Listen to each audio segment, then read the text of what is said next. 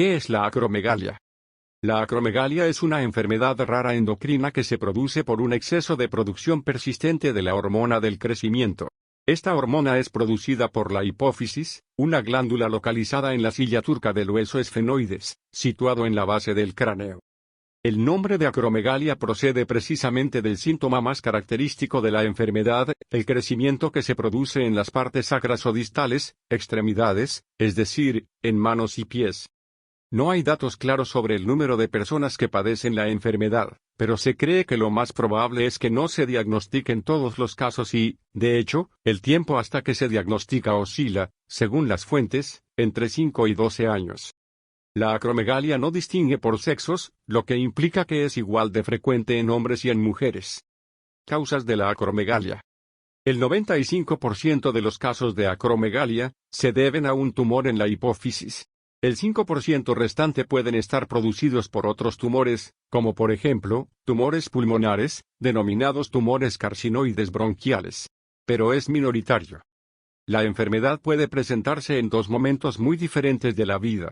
Si lo hace en la edad infantil o adolescente, cuando aún no se han cerrado los cartílagos del crecimiento, se denomina gigantismo. En esta etapa se produce también de forma exagerada la hormona del crecimiento y se manifiesta en el niño con talla anormalmente alta, mucho más alta de lo que le correspondería por la talla de sus padres.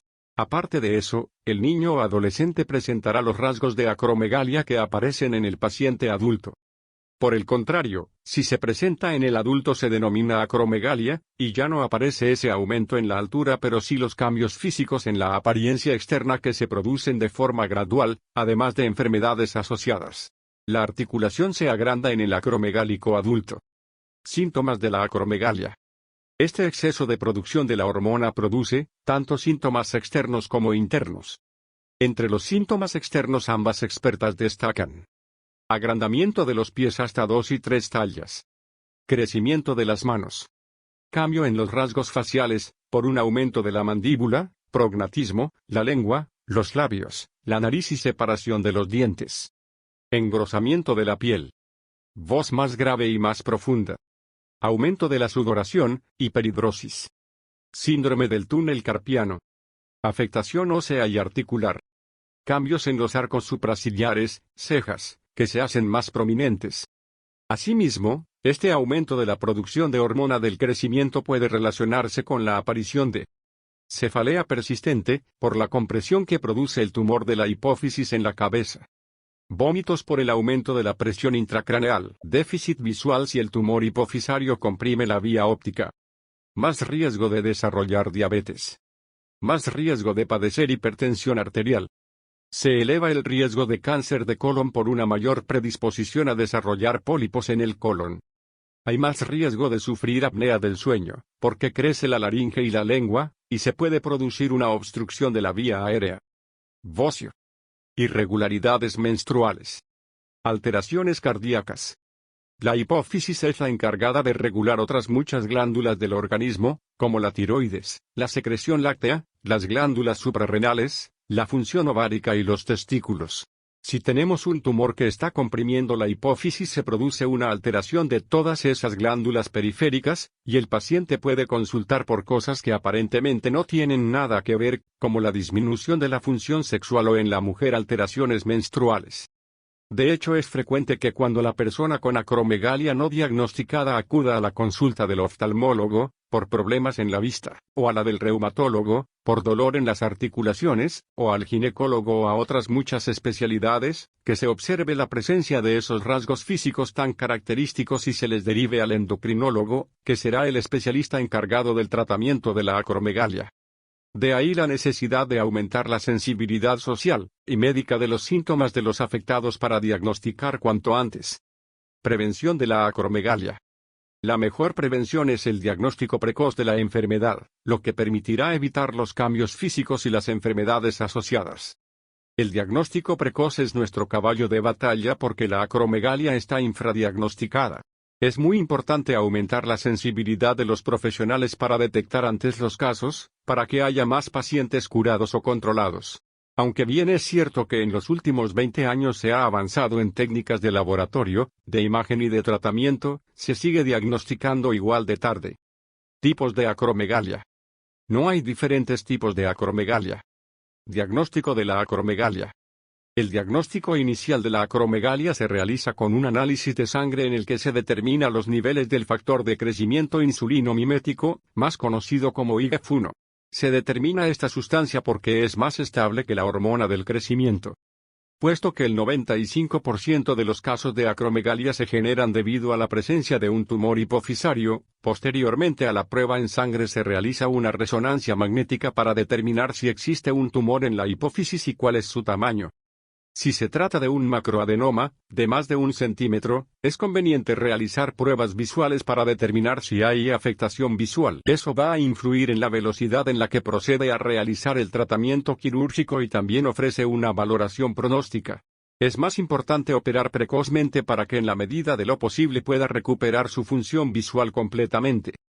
Si el tumor en la hipófisis es menor de 1 centímetro, entonces se trata de un microadenoma. Tratamientos de la acromegalia. El tratamiento de la acromegalia busca normalizar los niveles hormonales, erradicar el tumor si es posible o, en su defecto, controlarlo, y tratar las complicaciones asociadas. El tratamiento de elección en primer lugar de la acromegalia es la extirpación quirúrgica del adenoma. Es muy importante que este paso lo realice un cirujano experto en hipófisis. No obstante, poder eliminar el tumor en su totalidad dependerá de sus características, y de si está localizado cerca de estructuras vitales. Sin embargo, es importante operarlo aunque no se pueda eliminar completamente. De hecho, el tratamiento farmacológico es más eficaz si se ha quitado parte del tumor que si no se ha intervenido. Precisamente el tratamiento posterior con los fármacos ayuda a enlentecer o a prevenir el crecimiento de esos restos tumorales. El siguiente escalón en el tratamiento de la acromegalia cuenta con 3 fármacos. Análogos de somatostatina, estos fármacos no solo normalizan o reducen la secreción de hormona, con lo cual se elimina la sintomatología asociada a esa hormona, sino que también reduce el tamaño del tumor. Agonistas dopaminérgicos, este tipo de medicamentos se utiliza en los casos leves de acromegalia. Antagonistas del receptor de la hormona del crecimiento, estos fármacos en vez de reducir la producción de hormona del crecimiento lo que hacen es limitar su efecto. Estos medicamentos pueden usarse solos o en combinación, siempre de forma personalizada, y permiten controlar a un alto porcentaje de las personas con acromegalias. En último lugar se encuentra la radioterapia, que suele indicarse en aquellos pacientes que se han operado, y no se han curado tienen restos del tumor, así como en los que el tratamiento con fármacos no consigue normalizar totalmente la secreción de hormona. Además se utiliza en tumores muy invasivos para estabilizar el crecimiento tumoral y, con el tiempo, para reducir la secreción de hormona. Por último, también se utiliza la radioterapia cuando el tumor hipofisario que ha sido operado vuelve a crecer. El efecto de la radioterapia en la acromegalia es a largo plazo. ¿Qué hace el tratamiento de la acromegalia? La acromegalia es una enfermedad que debe tratarse siempre para su estabilización. Una vez que se reduce el exceso de hormona del crecimiento se revierte la inflamación de las partes blandas, la cara, la lengua, la faringe, aunque hay que destacar que los cambios óseos se mantienen. Una vez que se controlan los niveles de IGF-1 el riesgo que presentan las enfermedades asociadas es menor, y la calidad de vida del paciente mejora. Otros datos de la acromegalia. La acromegalia no es una enfermedad reciente, sino que a lo largo de la historia hay varios personajes que se creen que pudieron haberla sufrido. El término acromegalia, sin embargo, no fue acuñado hasta 1886 por Pierre Marie, un neurólogo francés. Esta enfermedad ha quedado plasmada en lienzos, como Mujer sentada, de Picasso, y también ha sido retratada en el cine con la película española Andía, que narra la historia de un joven con gigantismo. Incluso Shrek, el dibujo animado, tiene algunos rasgos característicos de la enfermedad.